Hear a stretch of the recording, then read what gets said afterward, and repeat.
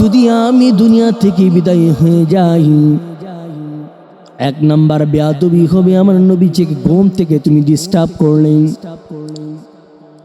এরপরে আমার নবীজি আমাদের বাড়িতে আসার জন্য কতগুলা ইহুদি খ্রিস্টানদের বাড়ি পড়ে, ইহুদিদের বাড়ি পড়ে, বেঈমানদের বাড়ি পড়ে। ও বাবা,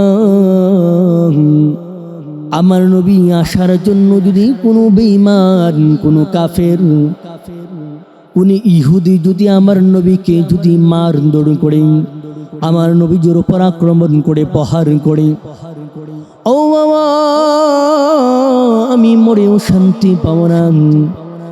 আমি হাসর ময়দানে যদি উঠি, আমার আল্লাহ তাআলা যদি আমাকে জিজ্ঞাসা করেন, ও আবু তালহা, তোমাকে দেখার জন্য আমার নবীজি গিয়েছেন, তোমাকে দেখতে যাওয়ার কারণে আমার নবীজি রক্তাক্ত হয়েছে, আমার নবীজিকে মারধর করেছেন, ও আবু বাবা, আমি আমার আল্লাহ তাআলার কাছে কি জবাব দেব? আমি পারবো না। আর আমার নবীজিকে আমি কষ্ট দিতে পারবো না। তুমি আমার নবীজিকে বলে দিও, ও নবীজি, আপনাকে আমার আবু তালহা আমার বাবা মার চাইতেও অনেক বেশি ভালোবাসে। সুবহানাল্লাহ। যখন সকাল হয়ে গেল, ফজর নামাজের পরে আল্লাহর হাবিব সাল্লাল্লাহু আলাইহি ওয়াসাল্লাম আবু তালহার বাবাকে জিজ্ঞাসা করতেছে, আমার আবু তালহার কি অবস্থা? আবু তালহার বাবা চোখের পানি ছেড়ে দিয়ে বলেন, ও পয়গম্বর, আমার আবু তালহা তো জমিন থেকে বিদায় হয়ে গেছেন।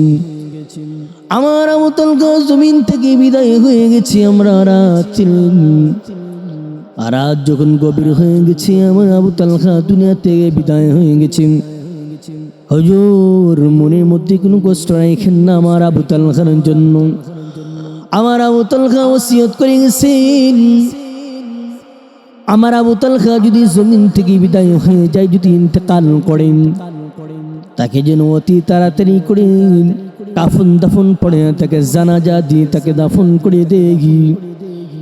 আপনাকে যেন না শোনায়, যদি আপনাকে শোনাই, আপনি আমার বাড়িতে আসার জন্য ইহুদিদের বাড়ি পড়ে, কাফের বেঈমানদের বাড়ি পড়ে, ও পয়গম্বর, যদি কাফেররা বেঈমানরা আপনার উপর আক্রমণ করে, তাহলে আমার আবু তালহা আমার আল্লাহর কাছে কি জবাব দিবেন?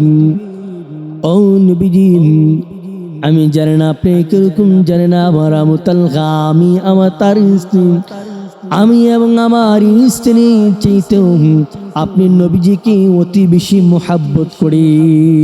সুবহানাল্লাহ। আল্লাহর হাবিব সাল্লাল্লাহু আলাইহি ওয়াসাল্লাম তার জন্য দোয়া করলেন, যে আমি জানি আমার আবু তালহা কত বেশি আমাকে মোহাব্বত করে আর ভালোবাসি। ও আল্লাহ, আমি আমার আবু তালহার জন্য রাজি এবং খুশি হয়ে গেলাম। তুমি আবু তালহার জন্য রাজি এবং খুশি হয়ে যাও। সুবহানাল্লাহ। ইন্নাল হামদুলিল্লাহ,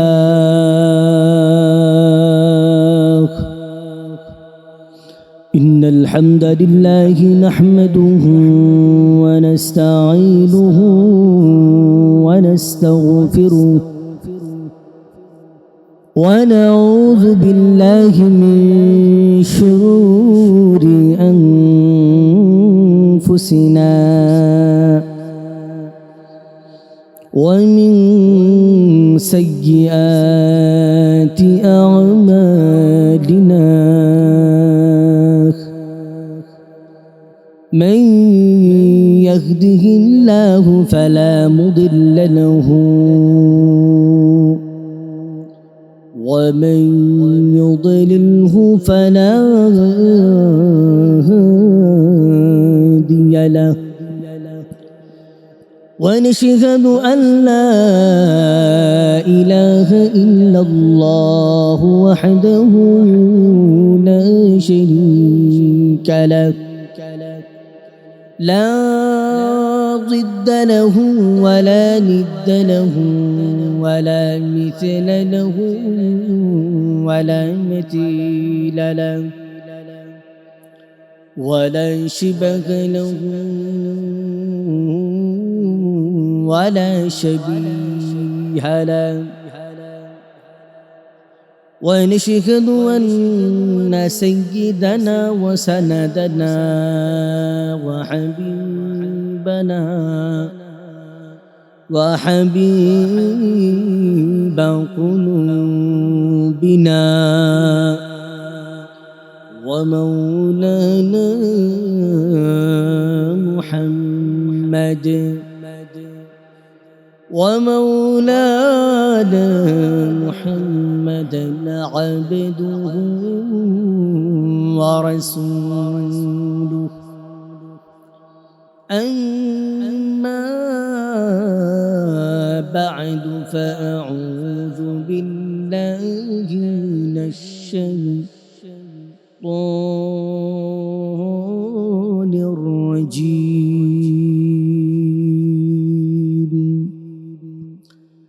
بسم الله الرحمن الرحيم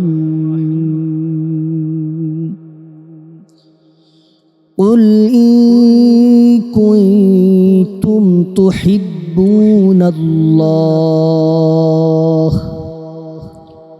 فاتبعوني يحببكم الله ويغفر لكم ذنوبكم والله غفور رحيم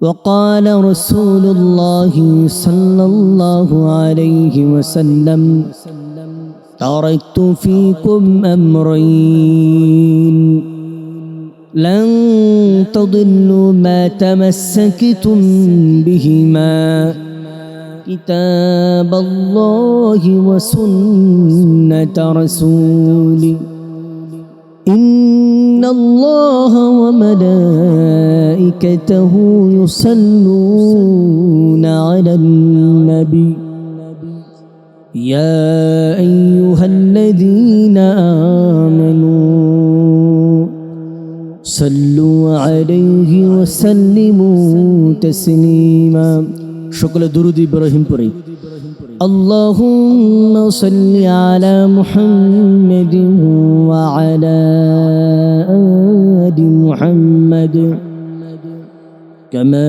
صليت على إبراهيم وعلى آل إبراهيم إنك حميد مجيد اللهم بارك على محمد وعلى آل محمد كما باركت على إبراهيم وعلى آل إبراهيم إنك حميد مجيد الحمد لله الله پاک صلاح کو شکر سجود یہ مہان عزت যে মহারব্বী করিম আল্লাহ তাআলা তার জান্নাতের বাগানে আশার বসে কিছু কথা শুনবার মতো তৌফিক আল্লাহ তাআলা আমাদেরকে দান করেছেন। এজন্য সকলেই কালিমাত শুকর আদায় করে আলহামদুলিল্লাহ। আর শুকর আদায় দরকার যে মহান আজাদ যে মহারব্বী করিম আল্লাহ তাআলা আমাদেরকে ভালোবেসে মোহাব্বত করে জান্নাতের বাগানে আশার বসার কিছু কথা শুনবার মতো তৌফিক আল্লাহ তাআলা দান করেছেন। এজন্য আবার শুকর আদায় করে আলহামদুলিল্লাহ। আমি আপনাদের মাঝে পবিত্র কোরআন কারীম থেকে একখানা সূরা থেকে কয়েকটি আয়াত তেলাওয়াত করেছি এবং রাসূল করিম সাল্লাল্লাহু আলাইহি ওয়াসাল্লাম একটি হাদিস তেলাওয়াত করেছি। আয়াত এবং হাদিসকে সামনে কিছু কথা বলবো। আল্লাহ তাআলা রব্বি করিম আমাকে এবং আপনাদের সকলকে আমল করবার মতো তৌফিক যেন আল্লাহ তাআলা দান করেন। শুকরান আল্লাহুম্মা আমিন। সরাসরি আমরা আলোচনার ভিতরে ঢুকবো। আল্লাহ তাআলা রব্বি করিম এই আয়াতের ভিতর রব্বি করিম বলেন, কুল ইন কুনতুম তুহিব্বুনাল্লাহ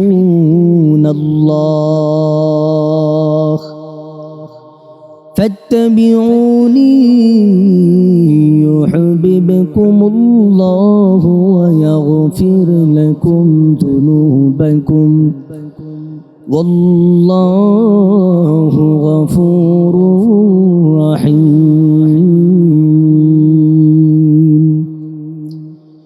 আল্লাহ তাআলা রব্বি করিম বলেন, ও আমার পয়গম্বর, যারা আপনাকে ভালোবাসবে, যারা আপনাকে মুহাব্বত করবে, যারা আপনাকে অনুসরণ করবে, অনুকরণ করবে, যারা আপনাকে মুহাব্বত করবে, ভালোবাসবে, তারা যারা আপনাকে ভালোবাসবে তারা যেন স্বয়ং আমি আল্লাহকে ভালোবাসা হয়ে যাবে।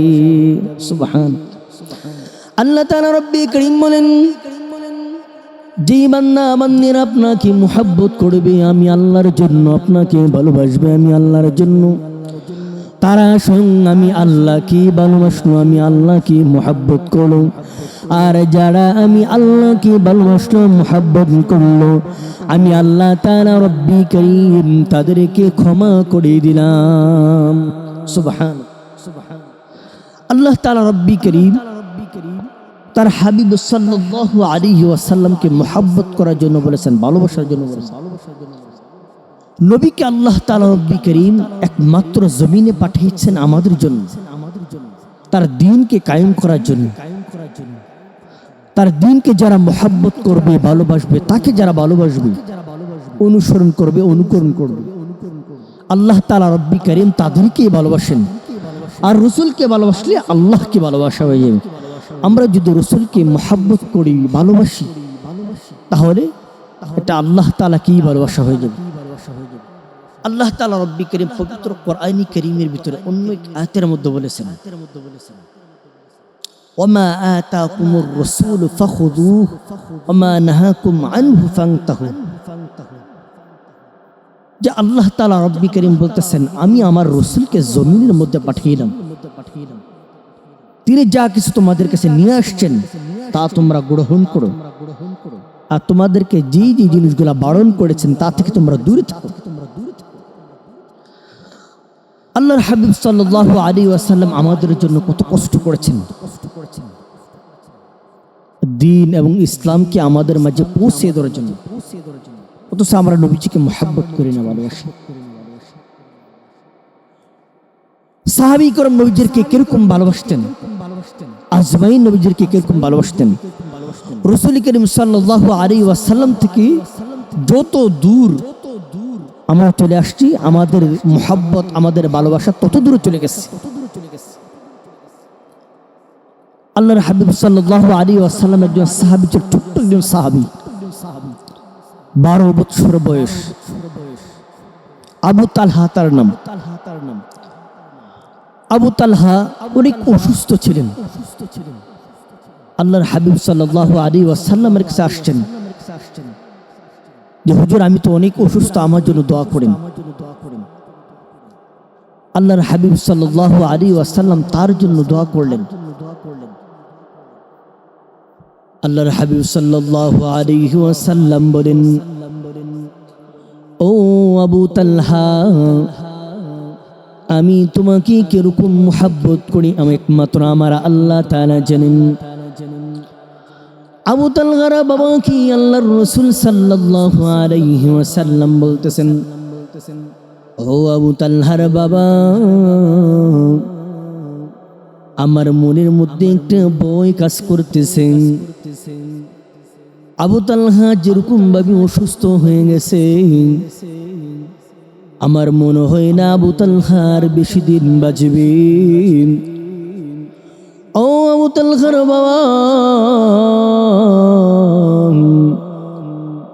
আজকের রাতের মধ্যে আবু তালহা যদি কোনো কিছু হয়ে যায়, যদি ইন্তেকাল করেন, তাহলে সঙ্গে সঙ্গে আমার বাড়ির মধ্যে এসে আমাকে জানাইও, আমি আবু তালহার জানাজা পড়ব, কাফন দাফন করব, সমস্ত কিছুর দায়ভার আমি নেব এবং আমি তাকে নিয়ে যেতে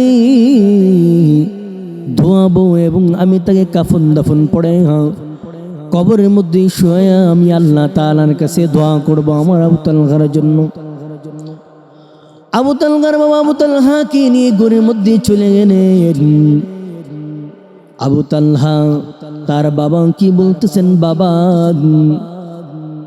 আমি তোমার কাছে আবদান করতেছি, আমার নবীজিকে তুমি জানাবার যদি আমি ইন্তেকাল করি। আবু তালহার বাবা বলতেছেন, ও আবু তালহা, তোমাকে আমার নবীজি অনেক মোহাব্বত করেন, ভালোবাসেন। নবীজি আমাকে আদেশ দিয়েছেন, যদি আমি আদেশ অমান্য করি নবীজি কষ্ট পাবে। আবু তালহা ছোট্ট মানুষ বলতেছেন, এর চাইতে বেশি কষ্ট পাবো আমি যদি আমার নবীকে তুমি বলো। ও বাবা, যদি আমি দুনিয়া থেকে বিদায় হয়ে যাই, এক নাম্বার বেয়াদবি হবে, আমার নবীজিকে ঘুম থেকে তুমি ডিস্টার্ব করলে। এরপরে আমার নবীজি আমাদের বাড়িতে আসার জন্য কতগুলা ইহুদি খ্রিস্টানদের বাড়ি পড়ে, ইহুদিদের বাড়ি পড়ে, বেঈমানদের বাড়ি পড়ে। ও বাবা, আমার নবী আসার জন্য যদি কোনো বেঈমান, কোনো কাফের, কোন ইহুদি যদি আমার নবীকে যদি মারধর করে, আমার নবীর উপর আক্রমণ করে, প্রহার করে, ও বাবা আমি মরেও শান্তি পাব না। আমি হাসর ময়দানে যদি উঠি, আমার আল্লাহ তাআলা যদি আমাকে জিজ্ঞাসা করেন, ও আবু তালহা, তোমাকে দেখার জন্য আমার নবীজি গিয়েছেন, তোমাকে দেখতে যাওয়ার কারণে আমার নবীজি রক্তাক্ত হয়েছে, আমার নবীজিকে মারধর করেছেন, ও আবু বাবা আমি আমার আল্লাহ তাআলার কাছে কি জবাব দেব, আমি পারবো না। আর আমার নবীজিকে আমি কষ্ট দিতে পারবো না। তুমি আমার নবীজিকে বলে দিও, ও নবীজি, আপনাকে আমার আবু তালহা আমার বাবা মার চাইতেও অনেক বেশি ভালোবাসে।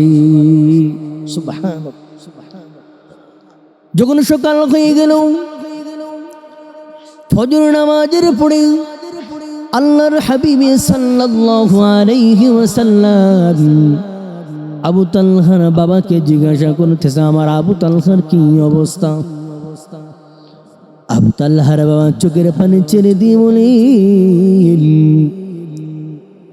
ও পয়গম্বর, আমার আবু তালহা তো জমিন থেকে বিদায় হয়ে গেছেন।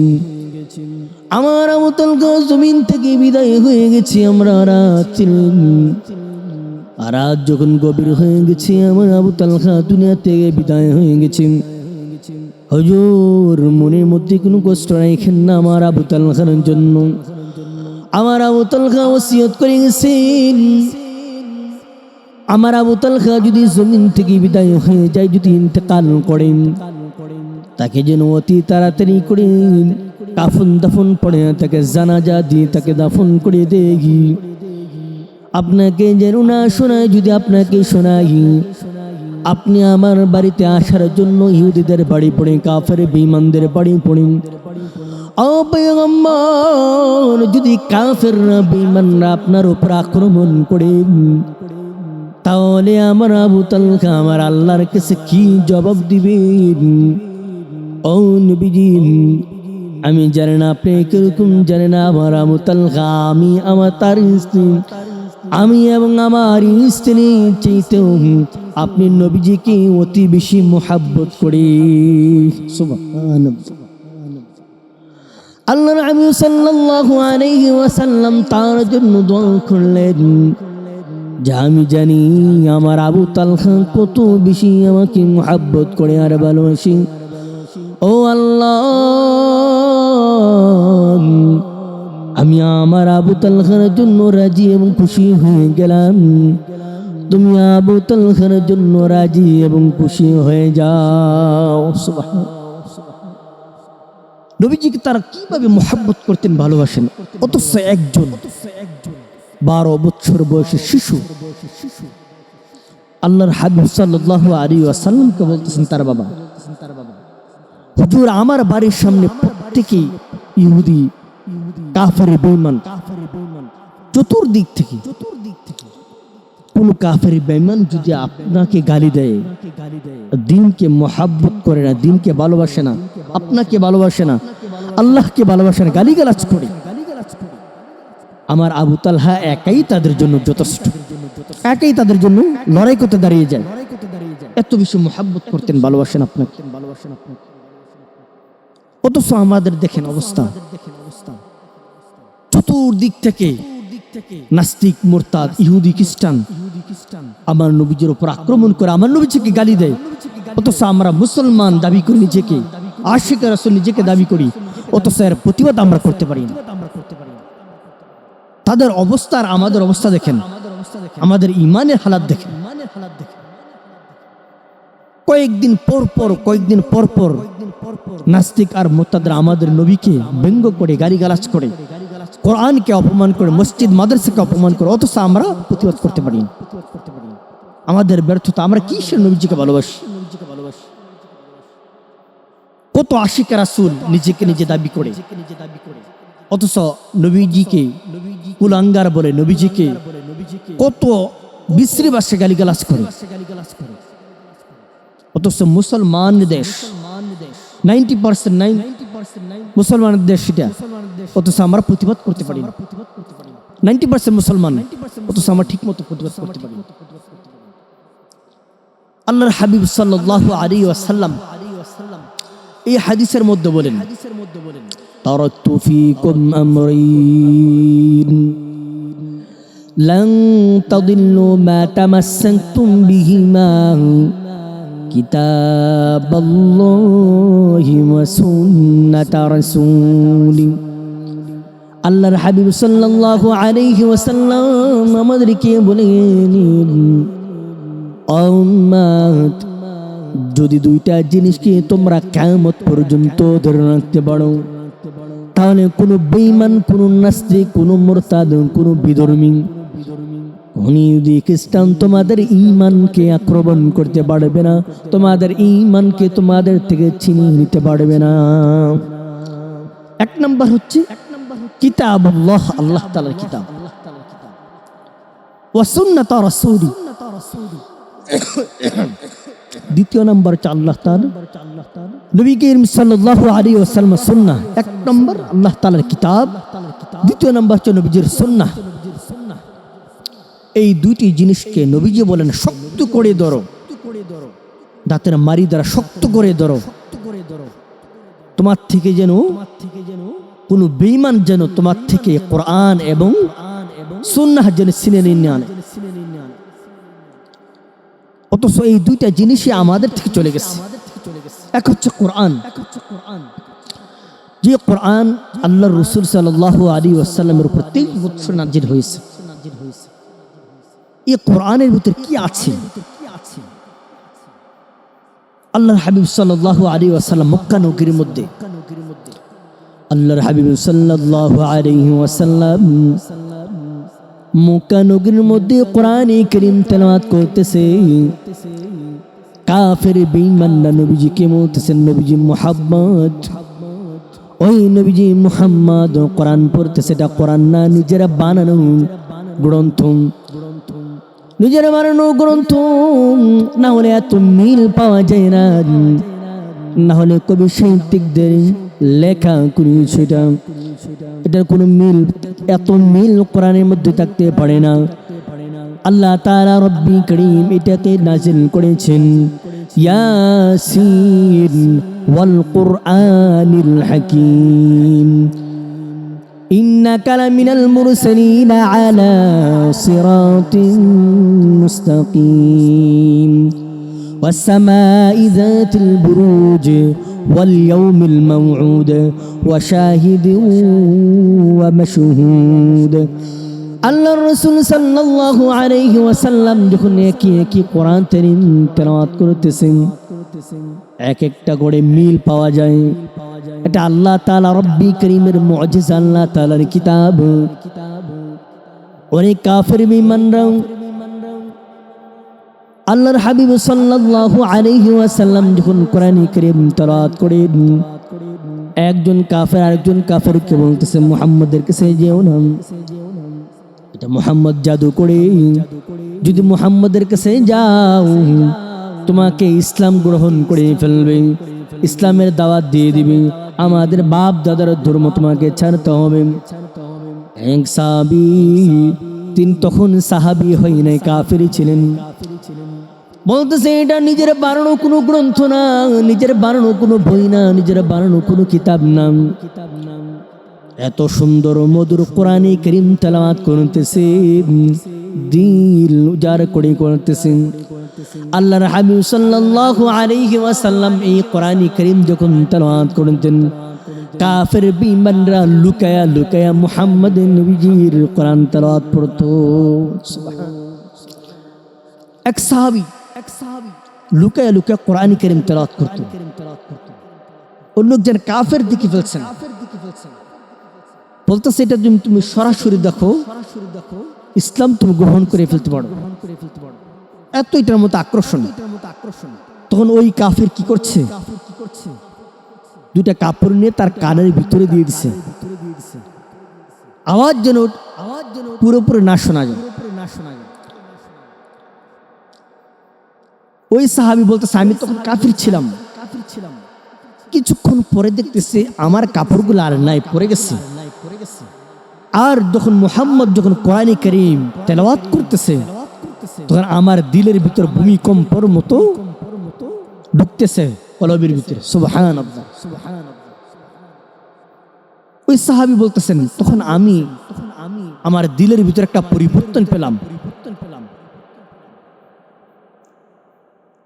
তখন নবীজি মুহাম্মদ সাল্লাল্লাহু আলাইহি ওয়াসাল্লামের প্রতি আকর্ষণ শুরু হয়ে গেল, যে এটা দুনিয়ার কোন মানুষের বানানো কিতাব না, এটা স্বয়ং আল্লাহ তাআলা তার হাবিবের উপর নাজিল করেছে। নবীজিকে বলতেছেন পয়গম্বর, আমি আর লুকায়া লুকায়া কোরআন কারীম তেলাওয়াত করতে পারবো না, আমি অনেক দিন যাবত আপনার কোরআন কারীম আমি লুকায়া লুকায়া শুনতেছি। পয়গম্বর আমি আর বেঈমান থাকতে চাই না, আমাকে এখন কালিমা পড়ে মুসলমান বানিয়ে দেন। সুবহানাল্লাহ। একটু কোরআনের আকর্ষণ, কিয়ামত পর্যন্ত যারা কোরআনের সাথে চলবে, কোরআন কারীম মুহাব্বত করবে, ভালোবাসবে, এটাকে পড়বে, লালন করবে, তাদেরকে কোনো ইহুদি খ্রিস্টান, কোনো বিধর্মী, কোনো নাস্তিক আর মুরতাদ দাজ্জাল পর্যন্ত তাকে আক্রমণ করতে পারবে। এই কোরআন আপনাকে আমাকে হেফাজত করবেন, এটা নবীজি বলেছেন। সুবহানাল্লাহ। এই কোরআন কারীম কোথায় শিক্ষা হয়? মাদ্রাসার মধ্যে কোরআন কারীম শিক্ষা দেওয়া হয়। প্রত্যেকটা মাদ্রাসার মধ্যে কোরআন কারীম শিখতে হয়, শিখায় আলেমরা, শিখায় কোরআন কারীম। তাবলীগের মধ্যে কোরআন কারীম শিখায়। যেই জায়গার মধ্যে কোরআন কারীম শিক্ষা দেয়, ওই জায়গার মধ্যে আমরা অংশগ্রহণ করব এবং আমাদেরকে কোরআন কারীম শিক্ষা নিজেকে করতে হবে, আমাদের পরিবারকে কোরআন কারীম শিক্ষা দিতে হবে এবং আমাদের ছেলে মেয়েদেরকে কোরআন কারীম শিক্ষা দিতে হবে। যেই সন্তানের মধ্যে কোরআন কারীম নাই, ওই ছেলেটাই আগামীর জন্য বিপদ হয়ে দাঁড়াবে। কোরআন না থাকার কারণে আস্তে আস্তে মানুষ বেঈমানের দিকে চলে যাচ্ছে, নাস্তিকের দিকে চলে যাচ্ছে। কিন্তু কোরআন কারীমের ভিতরে তো আল্লাহ তাআলা রব্বি কারীম সমস্ত কিছু দিয়ে দিয়েছেন, সব কিছুর সমাধান এই কোরআন কারীমের ভিতরে আছে। এরপর আল্লাহর রাসূল সাল্লাল্লাহু আলাইহি ওয়াসাল্লাম সুন্নাহর ভিতরে বলেছেন, নবী করিম সুন্নাহ কি? যার ভিতরে সুন্নাত নাই সে আস্তে আস্তে গুমরাহ হয়ে যাবে। নবী করিম সাল্লাল্লাহু আলাইহি ওয়াসাল্লাম দাড়ি রাখার জন্য বলেছেন আমাদের, এটা ওয়াজিব। অথচ মুসলমান তাকে চিরাই যায় না, সে দাড়ি নেই, চেনা যায় না। আজকে মুসলমানের ছেলে তাকে চেনা যায় না, সে নবীজিকে আইডল মানে না, সে ইহুদি খ্রিস্টানদেরকে আইডল মানে, খেলোয়াড়দেরকে আইডল মানে। নায়কদেরকে আইডল মানে, যাদের জন্মের কোনো ঠিক নেই, যাদের কোনো কিছুই ঠিক নেই, আমরা তাদেরকে আইডল মানতে পারি। অথচ নবী করিম সাল্লাল্লাহু আলাইহি ওয়াসাল্লাম, যিনি আপনাকে আমাকে শাফাআত করবেন, আপনি আমার জন্য কত কান্না করেছেন, কত ত্যাগ তিনি দিয়েছেন দিন এবং ইসলামের জন্য, আমাদেরকে দিন পৌঁছানোর জন্য কত তিনি কষ্ট করেছেন। যে ব্যক্তি সুন্নাহর উপরে চলবে, ওই ব্যক্তিকে কখনো কোনো বিধর্মী, কোন ইহুদি, খ্রিস্টান, দাজ্জাল পর্যন্ত তাকে স্পর্শ করতে পারে। আল্লাহর হাবিব সাল্লাল্লাহু আলাইহি ওয়াসাল্লাম এই হাদিসের মধ্যে এটাই বলেন। ওই যে প্রথম আল্লাহ তাআলা রব্বি কারীমে কোরআন কারীম তেলাওয়াত করেছিলাম, আল্লাহ তাআলা রব্বি কারীম বলে যে আমার নবীকে মুহাব্বত করো, আমার নবীজিকে ভালোবাসো, তাহলে স্বয়ং আমি আল্লাহ তাআলাকেই ভালোবাসা হয়ে যাবে। সুবহানাল্লাহ। অথচ আমার নবীজিকে কি ভালোবাসি, কতটুকু মুহাব্বত আমার আপনার ভিতরে আছে। ইহুদি খ্রিস্টানরা গালি দেয়, কাফের মেম্বাররা গালি দেয়, অথচ আমরা কিছুই করতে পারি না। কত নাস্তিক মুরতাদ আমার নবীজিকে কুরুচিপূর্ণ কথাবার্তা বলে, আমরা প্রতিবাদ করতে পারি না। আল্লাহ তাআলা রব্বি করিম আমাদেরকে এই কোরআন এবং নবীজি করিম সাল্লাল্লাহু আলাইহি ওয়াসাল্লাম সুন্নাহর উপরে আমরা যেন অটল থাকতে পারি, অবিচল থাকতে পারি, এবং আমরা যেন সবসময় কথা বলতে পারি, সে তৌফিক যেন আল্লাহ তাআলা আমাদেরকে দান করেন। ওমা তৌফিক ইল্লা বিল্লাহ।